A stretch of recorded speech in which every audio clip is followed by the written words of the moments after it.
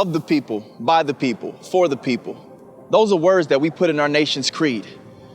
But only right here in America do we feed foreign countries while some starve on our streets. Only right here in America at age 18 can you qualify to die in a war with bombs and guns, but you can't have your first bottle of rum until you turn 21. This is America. It's home of the brave, home of the wealthy, rich, home of the paid.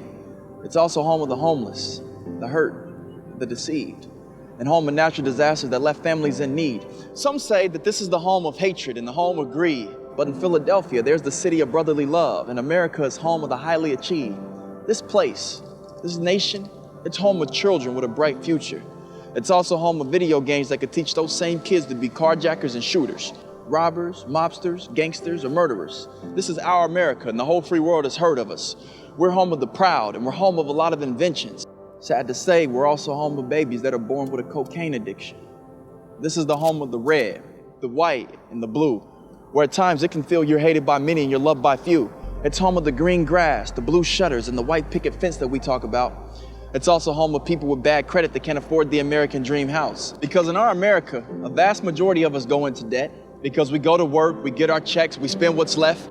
Because in American school systems, most aren't taught how to properly invest. And because of it, the national debt and the student loan crisis are bubbling. Meanwhile, we can't find common lines of agreements between Democrats and Republicans. But even if they did agree, I wouldn't jump to give a round of applause, because in our America, we tend to put bandages over the problems without really fixing the cause. But this is America. A place where outsiders find it difficult to become a resident. This is the place where our ball players can potentially earn more than our president. This is the home of top models, TV shows, and actors. The place where cable was flooded with violence, rock bands, and rappers. A place where we're created equal, but we use racial slurs for practice. This is home where almost everything is done backwards. This is where 36.3% of our kids are born bastards, but I tell you to forget that number, because every year it grows faster. So welcome to America, where you are free.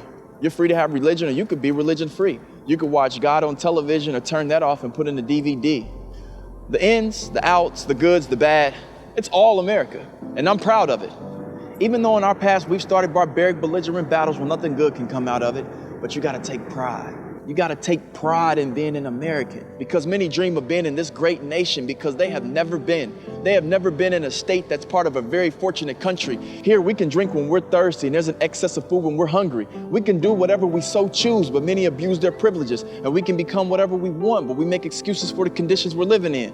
Well, I say it's time out for excuses and time in for execution. There's no more play in the middle. Either you're educated or you're relegated. Either you're gonna make something happen or you simply will not. In America, you can stare at the ladder of success or get the courage and climb to the top. Because right here in America, you can do it because you have that opportunity. But it's gonna take a collection of all of us to change what is in our American communities. What will you do?